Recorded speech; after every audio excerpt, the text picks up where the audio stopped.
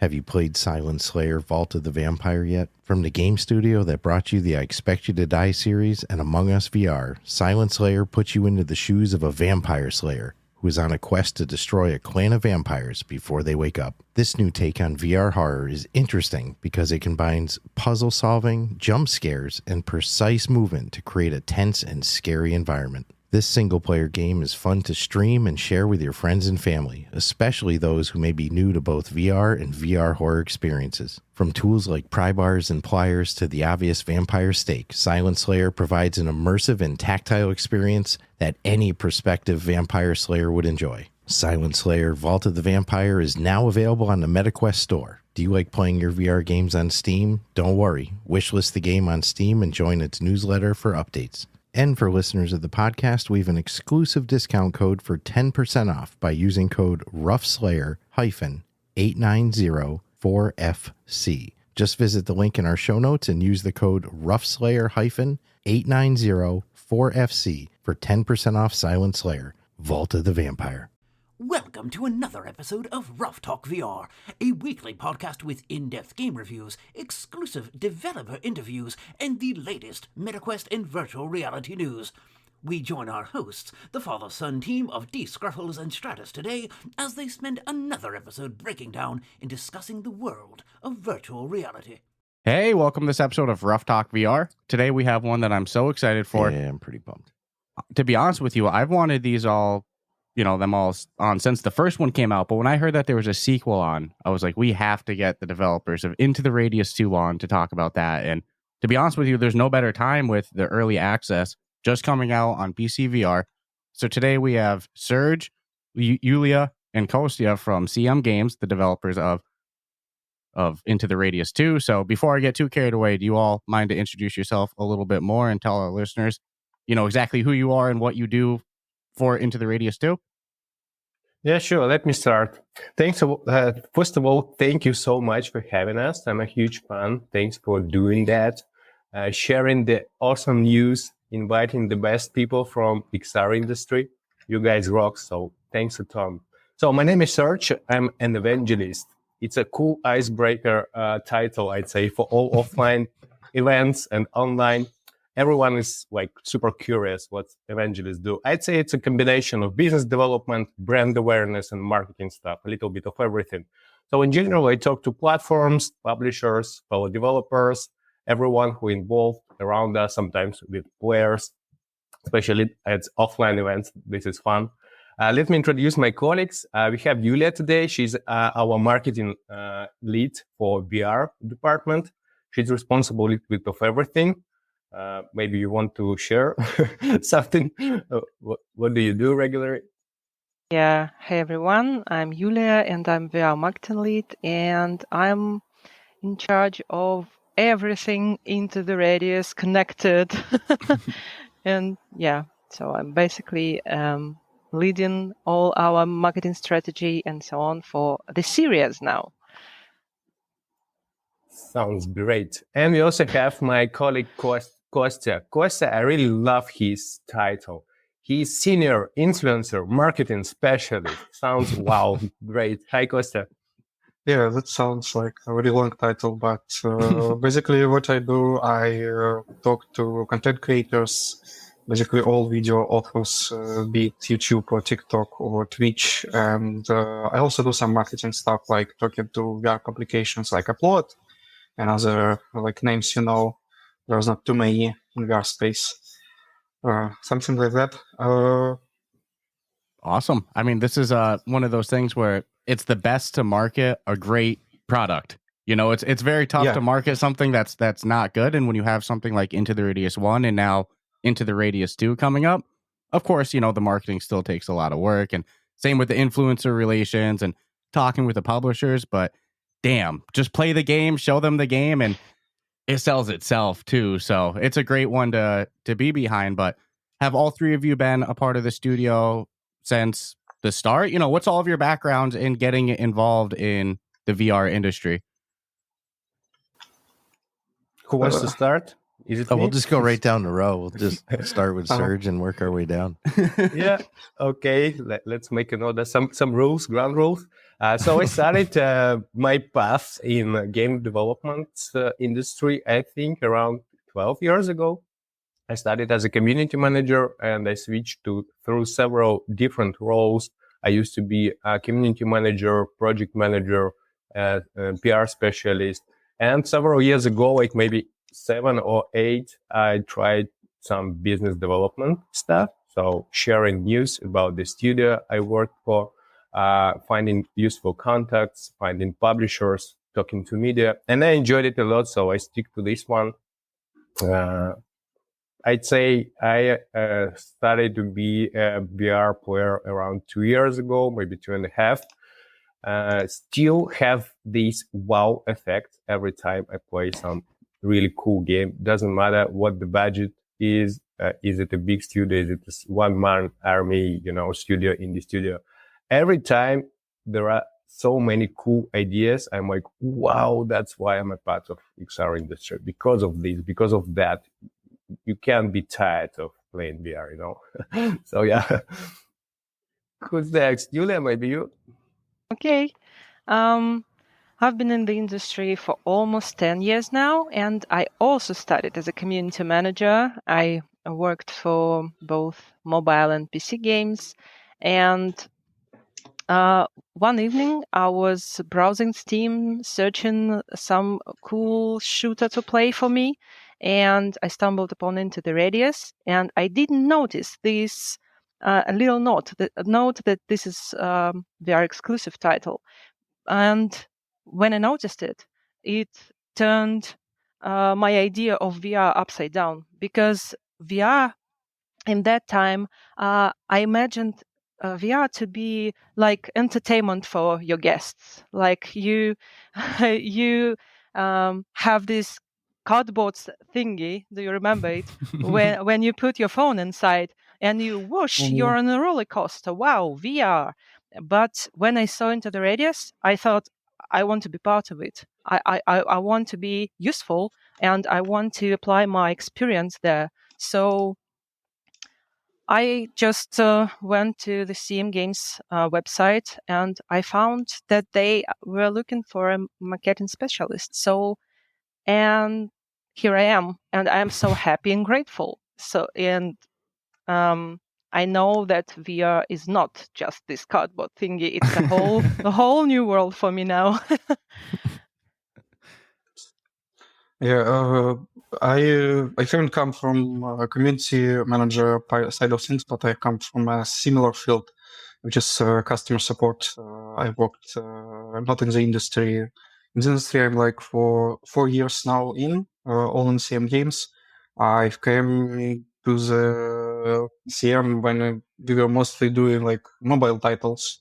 And maybe 2 years in, I came to work on Into the Radius on the first game when it was just out in early access, and we've been in very mixed reviews, and we're trying to climb out of this situation. So since then, I work on VR and partly on Lava all the titles from time to time. Wow, this Something is like that. Some loaded experience on this interview right now. I'm counting the years, and just the year totals alone are impressive. But what else is? I mean, everyone has come from a community manager start to where you are at this point. That's pretty cool. Yeah, I know you said not community manager, customer service, but that's basically community management if we're going to be honest sure. to it. And Serg, what you said, I love it. It's like, even now I still get that same feeling. Hell, I had it with Into the Radius too, of that wow moment of the gun mechanics. Seeing you in there was freaking awesome, and that's awesome to hear. Yulia, you found Into the Radius 1 and you're like, I need to become part of this, and now here you are on this call now. So what a story. That's awesome. But you mentioned CM Games did some mobile games as well. So do you want to take us through the journey of, I guess, how Into the Radius came to be, which is, VR and mobile games vastly different. So yeah, sure. Let me share a short intro about our studio. We are going to celebrate 14, I guess, years on the market. Wow, in 2 weeks or something. As my colleague Kostya said, we are mobile first studio. We even used to be mobile publishers. Yeah. And the funny thing, we published the Beholder, the game that Yulia was responsible as a marketing specialist in all our games, if I'm not mistaken, right?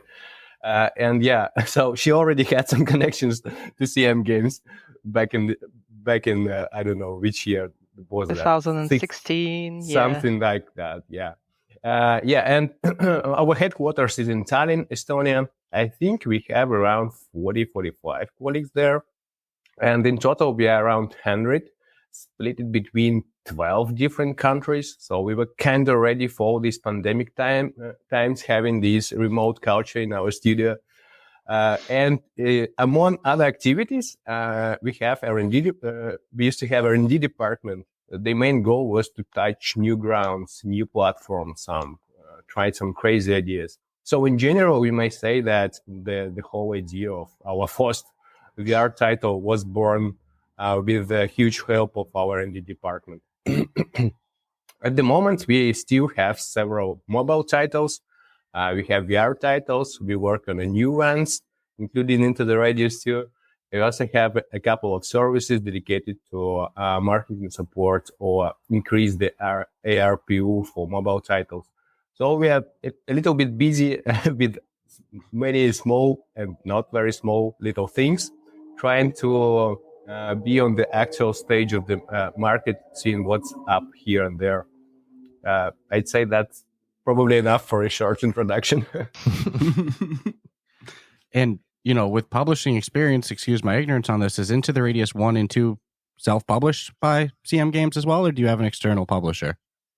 It's self-published. I think a little bit later, it's the time to share the whole story. I mean, if you're curious how it started with the first part and then with the sequel. So yeah, it's self-published. Wow. So yeah, continue with the story. I'm hooked. So how did that lead into the Radius, and virtual reality specifically?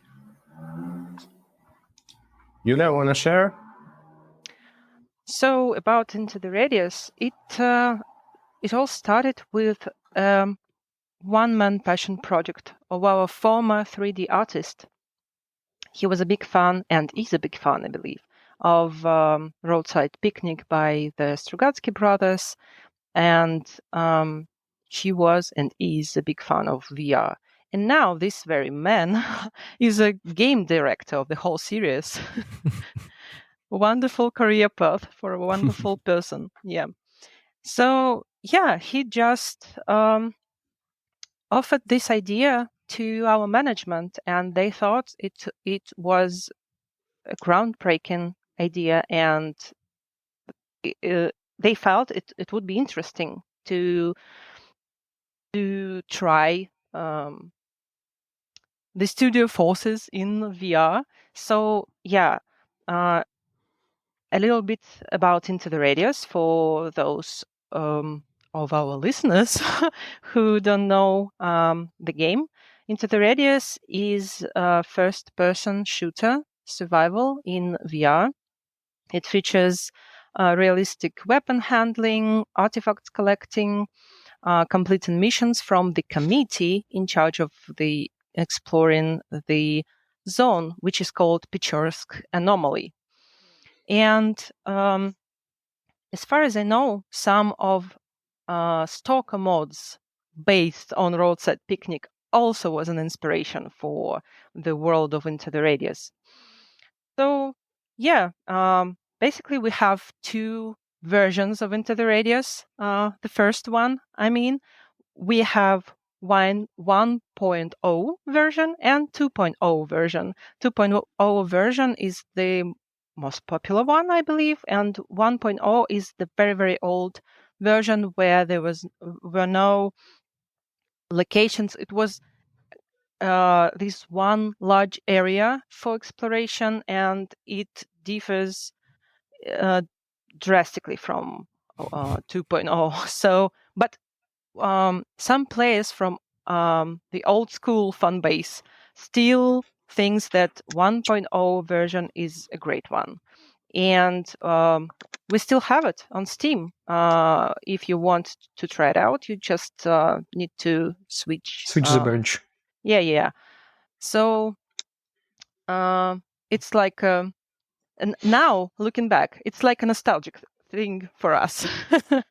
And yeah, we released Into the Radius 1 in early access on Steam, just the same strategy basically as we do with Into the Radius 2, because at the very beginning we decided that we wanted to develop this game with a community-driven approach. We want to include our community as early as we can, to gather feedback, to know their opinion at very, very early stages.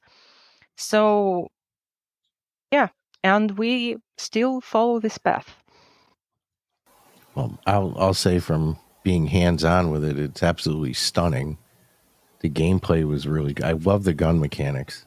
Yeah, was there any... I found it very difficult, though. Yeah, I will say this is not a walk in the park.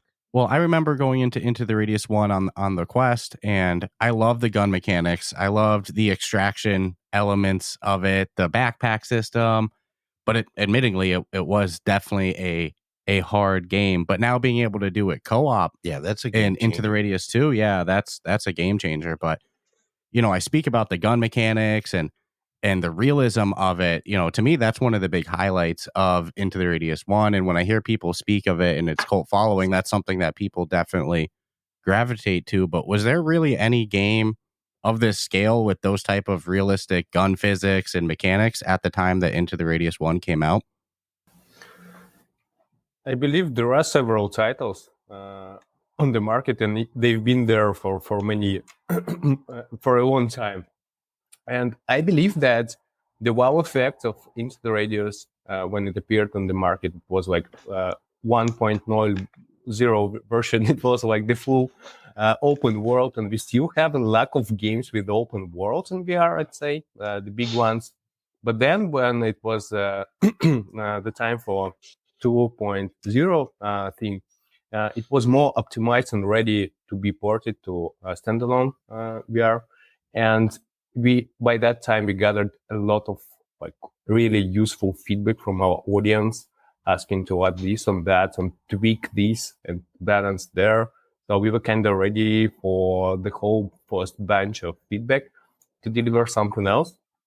And yeah, I'd say that the big part of our community, and these are people who are really into like realistic shooting, and we gather a lot of really useful pieces of advice and examples and suggestions and everything from the community. So it's a big thank you to the community always. So yeah. Kostya, you wanted what something? I just saw that at the time the Into the Radius 1 was releasing, there were like single player shooters in VR, like, I don't know, Pavlov and Bornbox, but like a single player title that was just like a game you buy, if you finish it, and you don't do anything about that. It's not like a multiplayer or extraction shooter or something like that. It's just like, I don't know, you buy a book, you read the book, that's it. You're happy, hopefully. I think it's for VR because it's a niche market, and the number of games releasing is, I don't know, quite short in comparison to flat games. Like this simple thing that it's just a single player products that you can spend 50 to 20 hours to have fun. It's a unique feature by itself. Well, it sounds very simple. Something like that. No, absolutely. And for the listeners that maybe haven't hopped into the Radius 1, I know you touched on it a little bit, but what's the lore of Into the Radius 1? Yeah, because it's a weird world. Not even Into the Radius 1, just the universe in general. What's going on? You have like floating trees. Dude, it's a weird world. So it's definitely a little trippy. So what's going on in Into the Radius? It's the toughest question in the world. we can talk about this like the whole time we are here being Yeah. your guest in your awesome podcast. So do you want like a very short version, like an average or a big one? So the short... whatever's the most fun for you. Well, I know people who haven't played the first one are going to play the second one, and they're instantly going to look around and be like, "What? Fuck! This is some Twilight Zone shit. What is going on?" And then the big planet, and So yeah, there's questions to be had. Yeah. So don't feel like you need to go short with it. Whatever you feel like. As long as you need to. Look, okay, the shortest one. Please read the book Roadside Picnic by Strugatsky brother. It's like very tiny, I'd say, the story. Maybe, I don't know, 100 pages, something like that. So you will get the whole ideas, the atmosphere, the vibes. A little bit like to share some details. You are you want to explore the zone. You are not the first person who are doing that. The zone is very strange thing that appeared. We don't know why. Some details may think that it's an alien touch with the Earth or something like that. Maybe something else. Maybe crazy ideas by some crazy scientist or something. You are an explorer. You go inside the zone, full of different weird stuff, anomalies, strange creatures, noises, objects flying in the air, as you mentioned. A lot of mystery, a lot of like scary stuff. And you are curious to know what's going on there. Why you have a number, why you explore numbers, something, right? What is going on? You see some clues, you see some audio tapes, pieces of papers with some stories. You can find some, I'd say, Easter eggs, I don't know, something that step by step recover what is going on here, what's happening, some clues, some things, some thoughts. So we are curious to know what's deeper inside this fantastic and full of anomaly zone, what's going on, and you go for missions, for extraction missions. You have some progress and you can upgrade your weapon, buy new ones. It's full of like mini games. So in general, if you don't want to jump into several hours lecture about the world, that's the short version.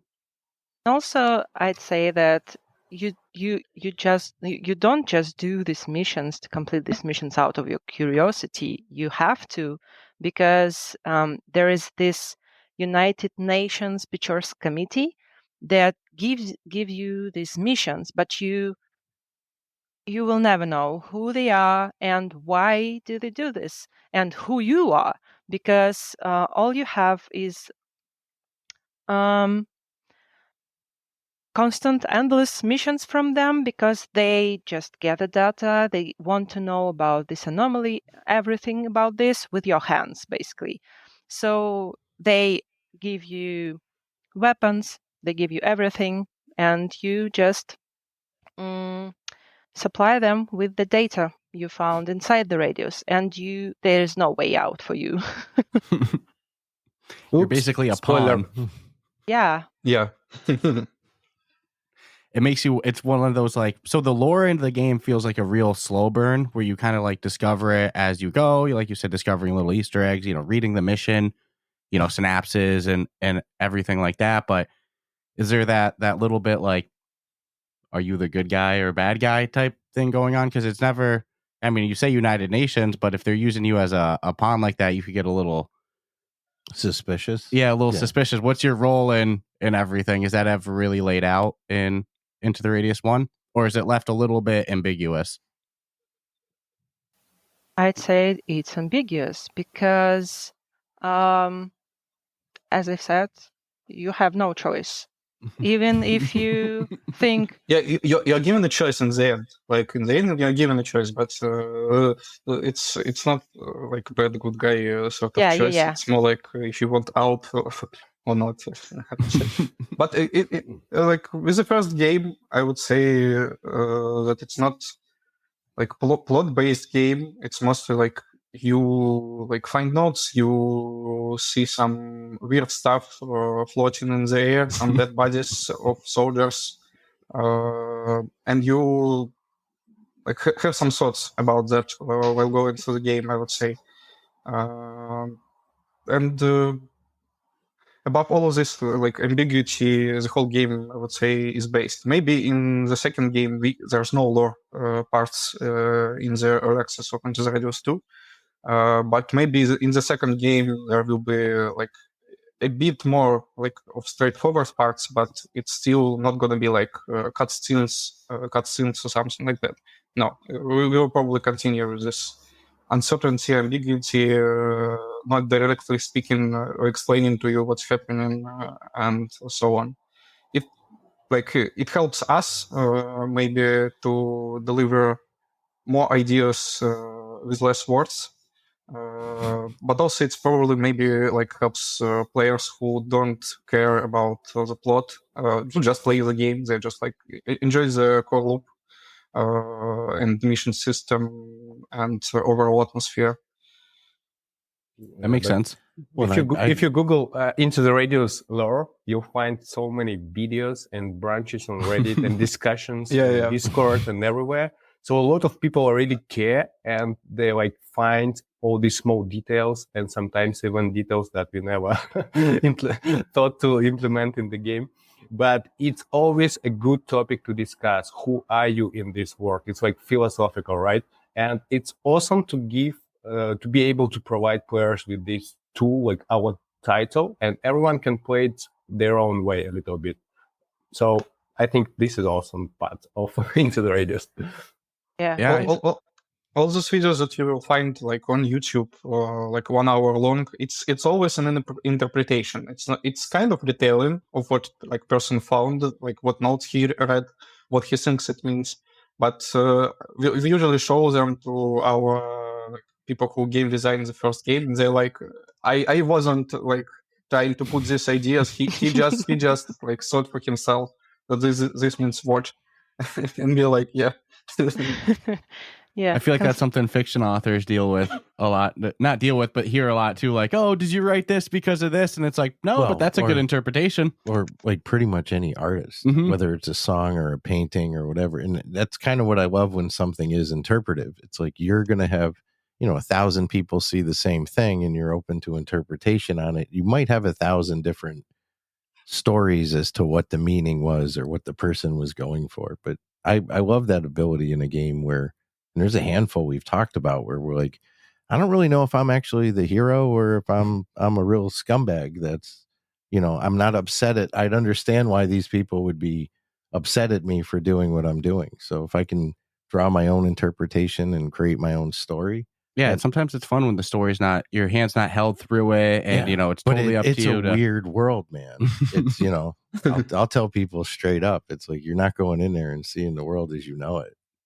So Into the Radius 1, it comes out early access PC VR, eventually makes its way over to Quest, which was awesome. Yeah, I loved it on the Quest.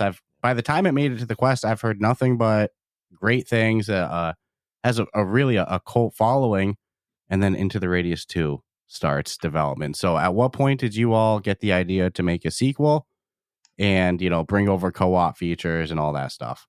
I have a feeling that the ideas about the sequel started, I don't know, in the middle of the process of developing the original game. Yeah. Because as Yulia mentioned, we have this strong feeling that it's a community-driven project, really. Not just, the frameworks, but we actually talk to our community a lot. And we are super thankful for all this feedback, all these ideas, everything. And, sometimes we have this huge list of ideas that our players want to see in the game. And some of them, it's like we can deliver them for different reasons, for technical reasons, for something else, And I believe co-op was one of the most requested features. I can imagine the next biggest one was to add the revolver as the gun, a new gun in the game that was, started to be a local meme, I'd say, fun part of the community, and requesting constantly a revolver and co-op in the game. As far as I remember, even when we started to share the first teaser of the sequel, you remember this thing? We named the file, the image. You want to share? Yeah, we are very cautious with every detail that we give to our community, because we know they have this sharp eye for everything. And we knew for sure that they will notice that we named the PNG file a certain way.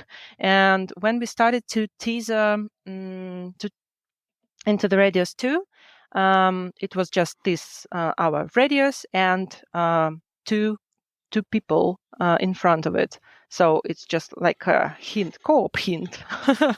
And we named our file No Revolver, Maybe Co-op. And and they noticed it right away. And they were like, oh, look what I've got. They said maybe co-op, but no revolver. Co-op. That's awesome. You know, I truly believe for a game like this, co-op. I mean, I love the first one, but co-op is a game changer. Instant game changer. It's so how much huge fun for are it. we having, dude? And it's in early access, like you said. No battery fun. No lore right now, but there's going to be that slow burn lore at release, I'm sure. And even in its early access stage, like we're having a blast. It's just fun going in there. Very challenging. Very challenging. Very challenging. Being rats, though, just scurrying across, finding loot, it's so much fun. And right now in early access, it's 2-player co-op. If I'm not correct, though, there's going to be more players available at full release. Is that correct? It is planned, yeah. Nice. What's the vision for like max players? I think it is 4 for now. It's for maximum for the at later stages of early access, I'd say. But it's quite challenging technical wise for the whole team, because it's our first entry to the world of developing a co-op game. So yeah, we decided to play it safe and to make it just it's just the room for 2 now. To feel the body shoulder inside this gloomy atmospheric world is precious, priceless feelings. Well, we normally play games just me and you anyway. So yeah, I'm not upset about the 2-player at all. No, and I can imagine that's a huge load to bring on the system. Extra players, yeah, all having to see the same stuff at the same. Yeah, and I can't stress it to anybody who goes into the PC VR version for the second in early access. It's early access. You all are true to the title of early access. Sometimes games will release in early access where it's basically done.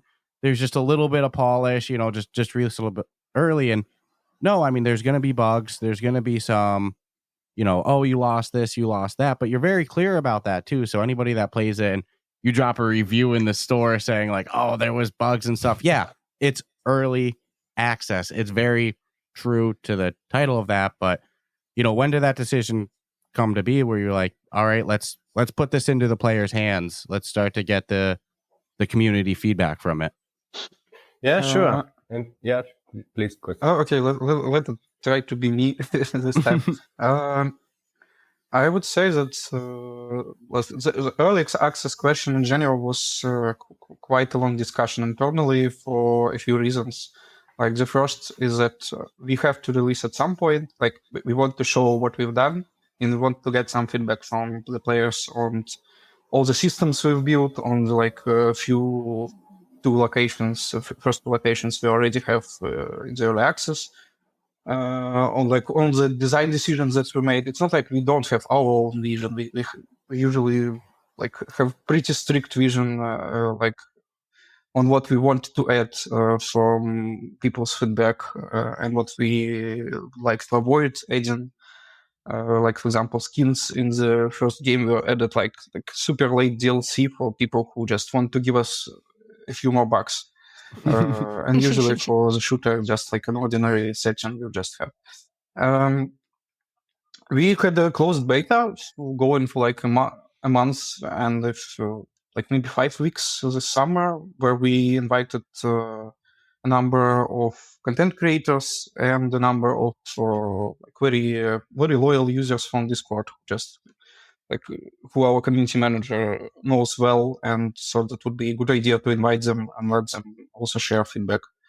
So they saw this like really early access version, like 6 weeks ago, and we did our best to like get it to the point where we think that the single player is quite a good condition, we would say. Like those bunch of missions you have, like 2 locations, and all the weapons are working, all the systems you built are working. It lacks a bunch of stuff from the first game. Like you can clean weapons, you can eat stuff, but it doesn't do anything at this point.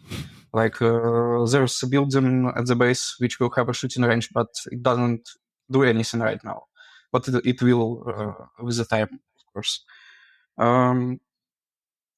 I would say that with early access, it's always a compromise. Like you don't have an infinite amount of time as a developer, but you also do not want to deliver like a very rough product. That maybe you inside the team thinks it works, it's fine. I played this like 100 times already as a game designer. I think it works fine. But then you show it to closed beta people, and you find obvious stuff immediately. So it's always finding this point when you think, okay, it's okay for release. We obviously will find a ton of more bugs in the first day, and we did. And the team is working on the first patch for the game. So you have to release at some point. Well, I think it's a careful balance of knowing it's good enough to put in the wild, but disclosure that it's like you mentioned, it's early access, and I agree. I think they've done a good job of representing that it is early access, but from playing it, you can see the potential. Oh my god, dude! When this game's fully done, I mean, knock on wood, I'm not 10 hours in it, but I haven't had any issues. No, the only issues I have is me understanding what dying. Yeah, what I'm supposed to do. Yeah, death is common for me in the beginning. Real. Well, it's one of those. It's game, like, man. Sorry, keep going. I would say that we are also again lucky that we have a community that has some trust and confidence in us. So like we prepared as we could, like said, talking in the dev diaries and in the release post that this is what this version will have. This is what it doesn't have. Like, do not expect for the current price, which is not gonna be, is not gonna change. Like to have everything that first game had. But not all games have this lucky situation, I would say. We with the first game did our best to build this confidence with the players and this trust and like openness. There is a good fan base from the first one that are naturally excited for the second one. So you come in it with a little steam anyways, with a good reputation for your product. Well, if you love the first one, then hell yeah, just get it in the current state. You can play it with your friend, man. That I'm telling you, that if we were to give any criticism to the first one, it would be what? No co-op. And it's one of those things where you kind of wish you had somebody with you. There's a spooky factor. So you have somebody with you. It's just a lot less spooky. Have a shoulder to be scared with. And I think, Yulia, you were going to say something? Yeah, I just wanted to say that we want to be as transparent and open for our community as we can. And in all our publications and in all our dev diaries, we communicate it straightforward. If you're not comfortable with buying an unpolished game, it's an early access. Just please don't buy it. We totally understand, and it's, as you said, it's early access in its core. It's as earliest but accessible as it can be, we wanted our players to get comfortable with the state of the game, and when they are ready to pay for it, you're welcome at any stage. If you want to be the part of the development, you can buy it early, and we will be grateful. But if you're not comfortable, just just wait for the full release, and you'll be very welcomed as well. I love that. Well, I make argument in a case like this, I would advise people to get on board with the early access, because if it's going to continue to grow in any stretch of the imagination, you'd probably want to get comfortable with everything that's available today. So down the road, as more things become available, it's not going to be, like, I can't imagine what the end game looks like for this. So, well, I already know, like, I can't wait for, look at the amount of weapons. It's like just that alone. I don't know what more you can do. If there's a big update or something, I'm starting the save over. Like, I cannot wait to see what's new, what's different, what's improved. So, you want to be good at everything. I'm excited to see the whole development progress. And is the game going to release in full release on PC VR first before Steam, before Quest as well too? Or are you planning to release on, multiple full release on both those platforms at the same time? Or is that something that's still in the air? I'd say it's still in the air, and we are in this, I'd say, perfect, situation when we release an early access. So we are able to gather all this valuable feedback and see what is going on. What are the weak points? What are the balance improvements, ideas, whatever. And at the same time, we have enough time before the official release, so we can think twice, maybe more, about our strategy. Do we want to find a publisher? Do we want to have a self-published experience as we had with original Into the Radios? Are we going to have a simultaneous release to all platforms, or maybe prefer something else? So we have enough time for observation of the market and talking to publishers. So it's still in there, I'd say, yeah. And you mentioned that the spooky factor.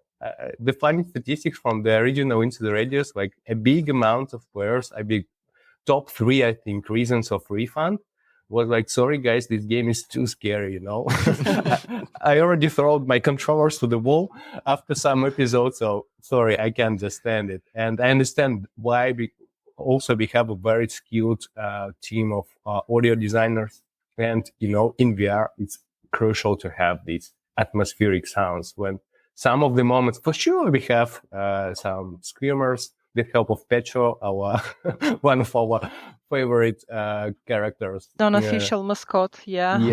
Yeah. But the most of this fear, you hear that, these ambient sounds, steps, cracking sounds, some, small samples like in, horror style movies, whatever. And you understand, that's atmosphere. And also, you feel the presence, but you don't know who's there, and you can't see anyone. You know for sure that you're alone here, but these footsteps behind your back gives me shivers all the time, and it's the scariest thing for me. This like hearing somebody, but you can't see anyone. It's like that psychological horror. It's like not a jump scare, not like, horror, dude, bleeding. What's worse than seeing horror is being left to your own imagination for horror. It's like far worse in your head than if something would just jump at you. It's like that something wrong in your stomach. Like, I need to get out of here. Feeling. So I'm glad to hear. I'm not glad to hear that people refunded it because of the spooky. That's never good. But I'm glad to hear just me. Correct. Because I won't lie. Wonder. I was like, I don't know if I'm just a wuss, because this isn't a game that's marketed as horror, but does something wrong to me. Even last night so we died doing one of the first missions, go figure, skill levels to things, so we're going back to get our backpack and our gun, and the little jumpy black thing in the woods that kept jumping at me and chasing me. I don't know the name of it, but it scared the shit out of me. There's a couple of moments I screamed because we were split up. And like it's nighttime, so I'm running, and this little jumping thing on the ground just starts chasing me fast as hell. No, there's a lot of them. Man. I was like, I'm so glad that this is co-op right now. It's like, I heard the fear in your voice. It's like 11 p.m. and I saw the silhouette of you running and the thing chasing you. So I won't lie, I immediately went the other way. Because I'm like, man, there's a lot of them on him. He's as good as dead. I need to get my backpack and my gun. I'm like absolutely gonna get eaten alive out here. So sounds like an average experience for the title. I as someone who watches like lots of videos basically every day, I really enjoy the fact that all this fast pitch like things coming for you at the moment when you start reloading and you start panicking and you drop the ammo somewhere, and it leads to this moment when like 5 seconds before that the person was super confident in what he's doing. He's like, I am prepared to kill those 2 dudes. And then those fast enemies appear, and the panic intensifies. Yeah. By the way, talking about co-op and development of Into the Radius, so our lead designer, Anton, he noticed that some of the members of our team, they're kind of not on the same loop with everyone. I mean less social people like coders, some artists. So this person, he realized we actually can do this, having the co-op on board now, the inside excursions in the build for everyone, So he started to do that regularly. He grabbed some people like coders, artists, and he maintained as a guide inside the build of Into the Radius 2, showing them like these our new hear new sounds, or check the new assets, or check the new physics, or whatever new weapon you get. It's fun to just read about that, but it's funnier to jump inside the game, not to observe it from the screen, but be inside the game and feel all that, to understand your future task, how you collaborate with your colleagues. It's cool. I'll pass the mic to Julia to make these assets, for example, if you are from the marketing team inside the game. So we started to do that with help of this person, having these demos inside the product, or sharing their results for C-level, or thinking about future plans inside the game. And it's cool for team building, cool for planning, cool for feedback, cool for providing all these kind of new ideas. And new memes. And new memes a lot, yeah. So when it was time to provide the marketing assets of Into the Radius 2, it was a special marketing corps squad inside the game. And lead game designer, he showed a little bit of everything. And my colleague shared with me, they had this experience of making, the video clip, the movie, but inside the game, inside the imaginary world. So they behaved as a producers of, ads, going to all pieces of the world, and making the best angles for the future teasers and screenshots and whatever. Yeah, it's a huge difference between making marketing assets, especially dynamic ones like videos and so on, in non-VR games and in VR, because you should be like a director, like a movie director yourself, and you should have this actor skills, because I always keep in mind that when I watch trailers for VR games, that these very hands belongs to real person. he or she moves it like this way, and we should be very attentive to how our hands move inside the game, how we hold guns, for example, or how we move our head when we capture footage for our trailers. And when we had the time to capture co-op, it was like marketing given instructions. You stand here, you start slowly going towards him, and so on. And it was a lot of fun, but a lot of stress with controlling your posture and your hands. Yeah. No, I can imagine, but the potential of co-op, and that's what you can say. Oh, and plus representing, it's such a struggle too. But being able to represent good in-game VR when you're watching it on flat screen, it's like I was quick when we first started ever playing with VR, was like, oh, okay, anything I see on the screen, it's going to look better in the headset. sometimes it's hard to really get that full representation. But people are getting smarter with it. The approach you're using, as painful as it might be to actually have to in-game produce and direct scenes and legit have it's worth it, you know. I mean, I see other games doing it. It's working for them as well. Ghost of Tabor puts out some great in-game. They kind of set the standard, you know, the gold standard. So I've seen the shift change, but it's funny because you're seeing more of it now. And especially for you all, you mentioned that you have a community that loves the memes of it. You know, they love to play into it all. So it's a match made in heaven for it. But is the plan to do the same thing with the Quest build in terms of early access when it's ready? Do you plan on doing some sort of like early access? I was going to say on App Lab, but that's going away. But you can do the early access tag these days. Is that the plan when that's ready as well, or would you prefer to go full release with the Quest version? Because we don't really have any like plans, we can basically explain any timelines to you or something like that. I would say, like, if we remember how we launched the Quest version of the Radius 1, we did the beta because of two reasons. Like, for marketing purposes, it made sense. It like we got pre-orders, basically, like people could fill the form, leave the email, and then we invited like batches of people, like a few thousands per day, so they can like download the build and play the game for like, I don't know how long, like a few days, a week, something like that. I can't remember, sorry. If this will be making sense, like for the Indus Radius 2, and the second question is how well the build will be prepared. Like we can say if it will be running on the Quest 2 or like on Quest 3 or like on Quest something 10. what's going to be after that, yes. But it's difficult to say. It's a combination of factors each time. Makes sense. I mean, I can only imagine a game like this is so hard developmentally to get running on the Quest. When I first hopped into it, I was like, oh my goodness. Visually, it's stunning. There's so much physics going on. The environment's huge.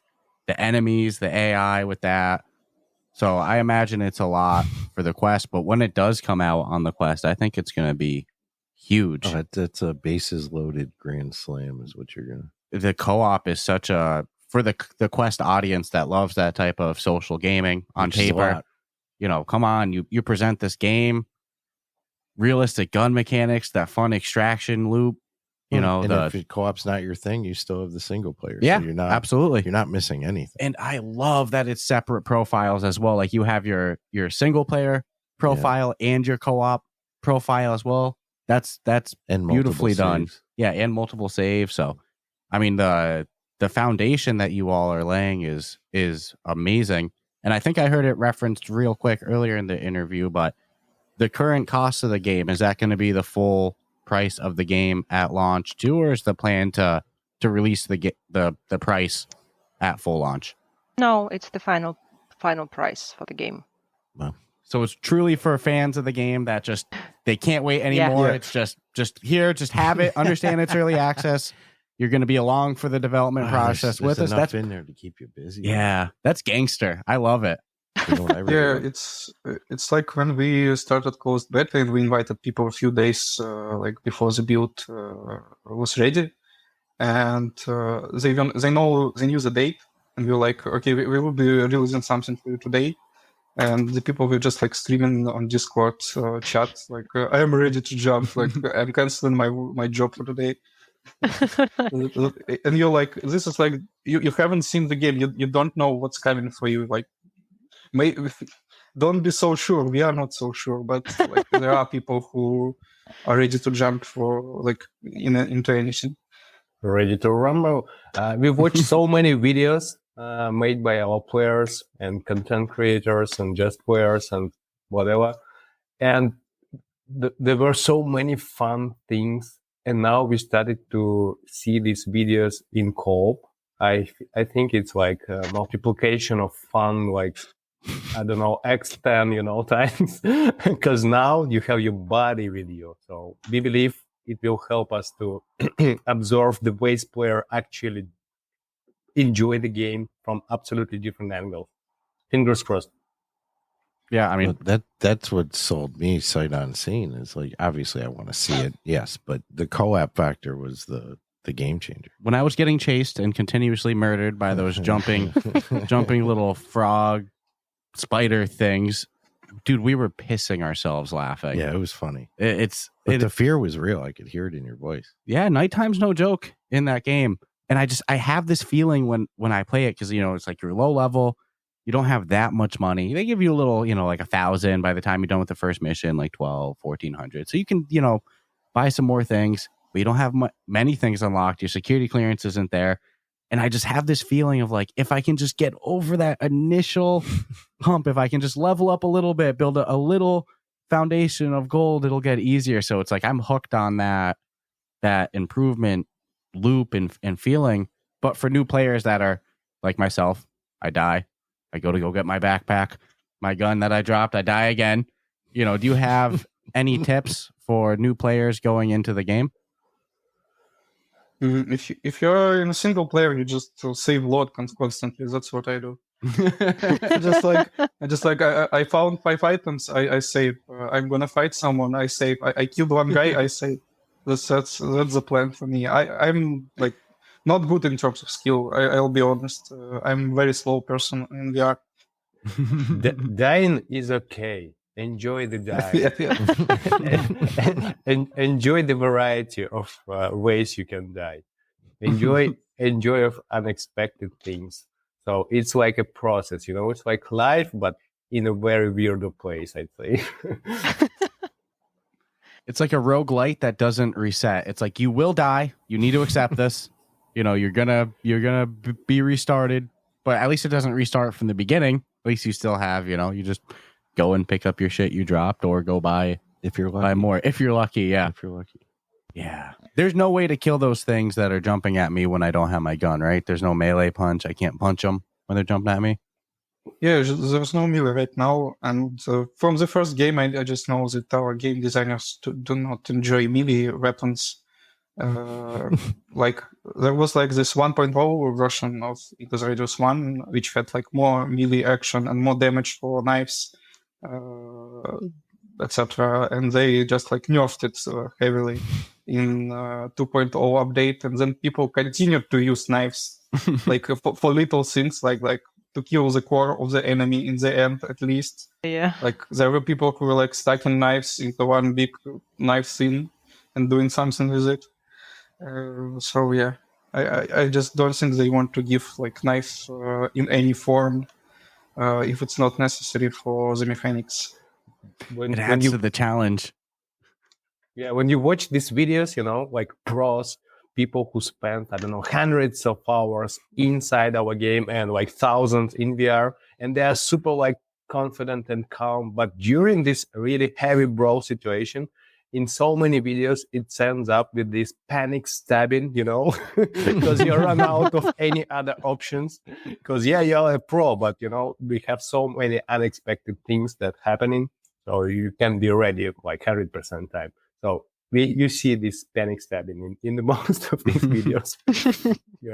Yeah, that was what I was hoping. I was like, is there a knife on me anywhere that I can just take this thing out? A stick, rock, yeah, and anything, because I just sprint and zigzag and hope for the best, but I know it's happening. I'm just avoiding to the point where I'll actually try to position myself somewhere good so I can retrieve my stuff, because I'm like, I'm getting slaughtered. Well, I love the attitude of, for fans of the series, for fans of the game, just here it is in its current state. You say it all the time. Yeah, you say it all the time for games that you love, like, in the lead up to I Expect You to Die 3. You're like, I don't care if it's triangles. Just give it to me. I just want to play the game. Take wireframe. For people that are real big fans of the series, they're gonna be happy with whatever state it's in. They're just excited to go get to play. And I love the transparency that you all are giving to the community of like, look, if that's not your thing, wait. Yeah, if you want a more polished game, you're not paying more either. No, you That's guys are gangsters with it. That's huge. Just being like, it's gonna cost the same at the end. Don't worry. But is there plans for like, I think to like go sit to board with like the Founders Edition and stuff like that? I wouldn't mind spending an extra $10 for some initial starting guns. You know what I mean? Like that type of thing. Has there been any talk about like DLC with the game and stuff like that, or is that way too far out of the development process? I do not think yeah. I don't think that we have such plans for now. But as Serg mentioned, we had this experimental cosmetic DLC supporter pack for Into the Radius 1, but I do not think we have any plans on making this additional additions to the game at the moment, but maybe we will in the future. Yeah, I can say as a consumer, I wouldn't mind spending that extra $10 for a deluxe edition or whatever. That gives me a nice. Yeah, as long as it's not you're not doing a pay to, like, you're getting. Well, what's good is because it's co-op. Yeah. So there's no competitive gaming. Yeah. You can't really do that stuff in competitive style as much because then you, like you said, you're paid away. Yeah. But you're playing with your buddies. Who cares? You know, I agree with that. It's a little bit more. We love a good skin. Yeah, I love cosmetics too, and I love the ability to support reasonably priced skin. You got my money. Mm-hmm. So, what's the reception from the community been so far since it came out? Less than a week ago. Like we expected that it will be more difficult to get through feedback. Like we have like a points noted right now in our documents on what we need to fix first and what we need to look at first, because there are some technical changes on how stuff works in comparison to the first game. Like from the top of my head, it's like the height calibration. It's different technically from the first game, like because there's scope and because how the maps and models of the items are built, we use like the same height for player models, so that everything else is compared to it, like because you can jump through the things, so like all the tables, everything like looks at what height of the model is, and so it's not weird sized when you play with someone. I believe that's the reason. And for some people who are like have a very who are not like, I don't know how we talk about the height of the person. When you're very tall, or when you're not very tall at all, it doesn't work for you. It like breaks. Like you can still grab the stuff with distant grip easily, but it's difficult for you, for example, to reach the floor for the item or to reach some like I don't know, thing on the shelf, something like that. And it's not something you can detect when you playtest the game with like 40-50 people at max. But then there are like 5,000 people in the first day, and you're like, oh damn, the system overall works, but not for everyone. And it's with many little details that we are just facing and trying to get the idea what we can fix quickly, or like what we basically add to our backlog. Like maybe we will like be able to like rework the system overall, how it works about the height. Like totally not like in the August, but maybe at some point we will give it another thought. But overall, it's a very good reception.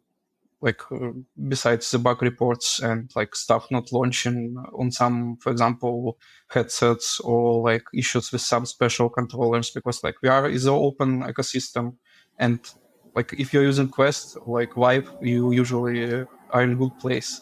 But you're using some weird combination of Finis headset plus, I don't know, Vive vents. I'm sorry, you have no idea how it will work, because we just do not have everything on our hands to test. But we are trying. Well, that's a nice little like kind of QA hack that you get too, where like you said, there's some things that you don't encounter when only 40, 50 people inside the studio are playing it. Everybody between, 5'5" and 6 feet. So nobody's really hitting those range. And then all of a sudden you put it in the masses and somebody 6'7" monsters, some 8 foot tall dude's going to play it, and some 3 foot tall person's going to play it, and everything in between. And that's the way it goes. But now when the game does come to full release, you've already ironed out those issues. You've got it ready for the community that needs a polished game. And you know what? I of course I went on the Steam reviews and I was browsing it a little bit before the interview. And I think I even saw somebody leave a negative review on the Steam page for it being locked at 6 feet or 2 meters, whatever it is. And it's 2 like, meters. you know, I get that it's an issue that interferes with the game, but it's so clearly labeled early access. This is the first release of it. It's Don't think the studio is going to ignore it. Go tell them on their Discord server or whatever bug report, system that you have available. Don't leave them a negative Steam review for that. It's the first release. Dude, I've always been a believer that if it's an early access, you should not be allowed to leave a review just until full release. Bug report it to the developers. Obviously they're gonna take a look at it. It just came out early access, it's but a small percentage though. So for those type of people, those are probably the type of people that should wait for the full release. But if you're down for the ride and I've had a great time so far. Like you said, battery killer. Oh yeah, dude, it's killed it twice, unquestionably. So going into it knowing that I'm not coming out until I'm told I have to. And I'll be honest, like you said, we haven't really had too many issues or glitches or anything like that. It's more skill issues on my end. Yeah, I mean, I can say I've done a lot of running around and I haven't had any problems. There's a lot of stuff that'll kill you, but it all seems to effectively work as programmed. So, but we also run a very simple Quest 3 virtual desktop to our computer, like PC, you said. Some people they run. That's a simple configuration. You are naming here like Quest 3 desktop, a virtual desktop. For example, like we had some issues with virtual desktop, and the main developer, the guy, he's like really open. We just emailed him, and he in 1 hour just said us that he will update the virtual desktop like next week and like tweak some setting to work by default, so it fixes like some stuff with Unreal Engine, like for the time being, because like we can't fix this, he can't fix this. We just have a workaround like by default in the app. So big thanks to him for doing that. Yeah, we interviewed Guy a couple months ago, and yeah, he's super receptive. That's awesome. But keep going. And like as I said, you saw some negative reviews, and we are trying to be like very welcome to negative feedback, like as welcome as we can. Just basically asking everyone to bug report on Steam discussions or any other place, or for example, our QA tries to find some workarounds for the hide scene or some like weird configurations of the headset and the Windows settings or something like that. So we are trying. Well, you can always dig a big hole and stand in it and lower your height, and you can always get a stool and stand on it and raise your height. Set your guardian level, or just wait. Yeah. No, but I love that you all are listening to the community. You already have a list of things that community driven. Yeah, I mean, it's pretty huge. And I know it's pretty late for some of you, so I appreciate you all taking the time to join us today. But I have kind of the golden $1 million question that I need to ask on this one. And I understand the answer might be that we don't know yet. It's not locked in, but I got to ask, for full release, is that something that you're hoping for this year in 2024? Or are you not setting any expectation? It will be next year, not this year, 100%. Give I us like some that, time to polish everything. Absolutely. But that means you grab it now. Look at that ride you're going to have before it's even released. A year of getting to play it early. Man. Come on, seeing it improve. To me, it's if you have PC VR access, it's a no-brainer. It's a no-brainer. Hopefully, we see the early access eventually come to Quest as well too. Even though I have PC VR, there's just something about being able to just fire it up natively through the headset as well too that I am a little bit biased towards, but I'm going to enjoy the ride, seeing each update. I know I'm going to go in, have a blast starting over and, seeing everything that, has improved. So this was awesome. I got one though. I got to put it out there into the universe just to know. Since if you were saying in creation of Into the Radius, the first one, midway through, the thought process started picking up, hey, we could do a part 2. And since now you've created somewhat of a series, is there any internal and you can refuse to answer, I respect that too, but in your opinion, would you feel that there's the possibility that the series would continue to Into the Radius 3 for however many you chose to go? No, it's a popular internal joke now that everything some new feature or a new idea, if someone from the colleagues he approached the team and says, "Hey, I have this idea for Into the Radius 2," and they say, let's have it in Into the Radius 3. So yeah, it's just a joke, but who knows? We don't know yet. Maybe not. Okay. We are focused on Into the Radius 2 at the moment because it's this huge blessing and responsibility for us to deliver the game in the best quality we can. And yeah, we are on the stage of Into the Radius 2 right now. Yeah, let's finish this one. Yeah. And talking about bugs, sometimes bugs, that's what we learned from the development, the first part. Sometimes bugs can be fun and can add the value to the title. I don't know, you know how our mascot Pecho was born or not? We had this spawn, we called it Spawn the creature, which looks horrible and behaves like a head crab from Half-Life, you know? So nobody likes him besides content creators, because it's always fun when you're streaming the game and something jumps right to your face, you know? And once it was a small glitch, and this creature, this horrible creature, it started to attack players. So you can just pet it, it can follow you peacefully. And we fixed that real quick, but it happens that our players, they enjoyed this moment that we didn't even know that it's the community likes it. So we just fix it. And the community, they were, you know, when you have this loneliness feeling all the time that you're alone in this gloomy, abandoned universe, it was such a nice bliss to have some creature which doesn't want your instant kill immediately, you know. So that was fun. So they named this character. We have this whole thing named Speech Orcs Anomalies. So they cut the first part and named it Pecho. So now this creature has a name. Before that, it was like in Game of Thrones, creature has no name, you know, but now it has. And our audience, they started to generate like memes and videos and stories and whatever. And we realized, wow, we have a mascot now, you know. Some companies, they put some budget into that, marketing budget. This one was created by the back and our active community. This is awesome. So we decided to, we should support this initiative, this back situation, right? So we added emojis like smiles, achievements, whatever. In one of the updates, we added the physical like Pecho toys in the game.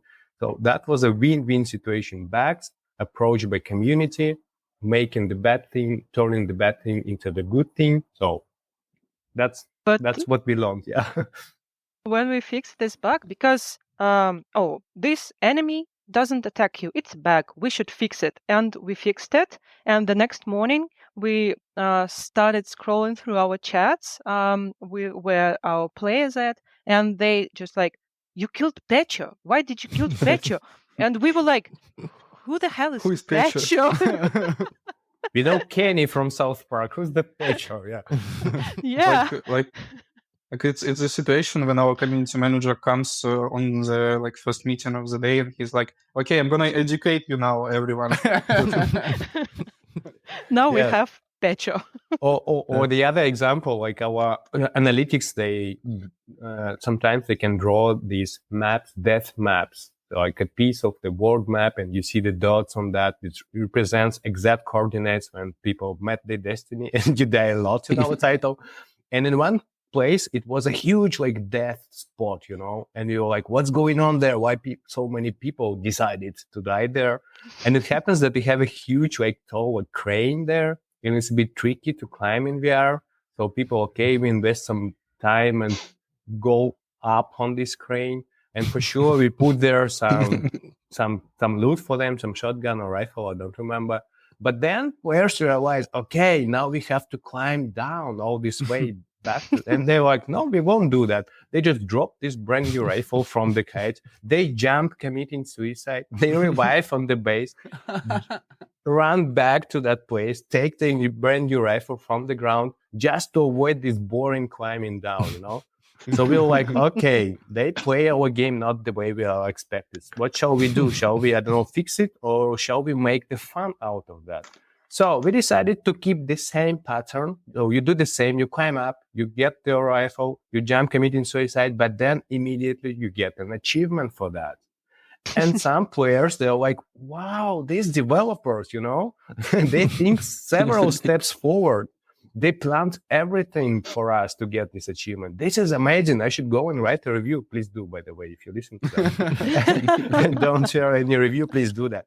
And we were like, whoa, that's another way how you communicate with our analytics team, with our players, and how to make game funnier out of the bugs, out of this data, out of this unpredictable situation. That's the fun of being the part of game development, right? Why shouldn't we avoid that? We should use it.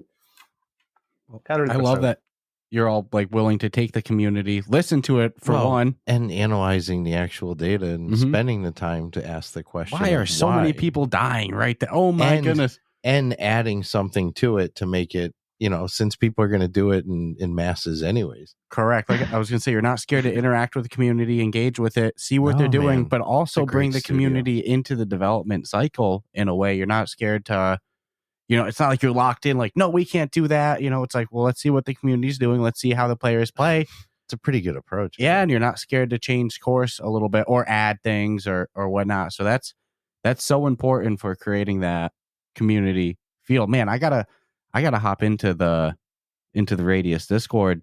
I think it sounds like a fun place to be. And I'm very confident when this game comes out on the Quest, it's going to be huge. Oh, it's going to be a hit.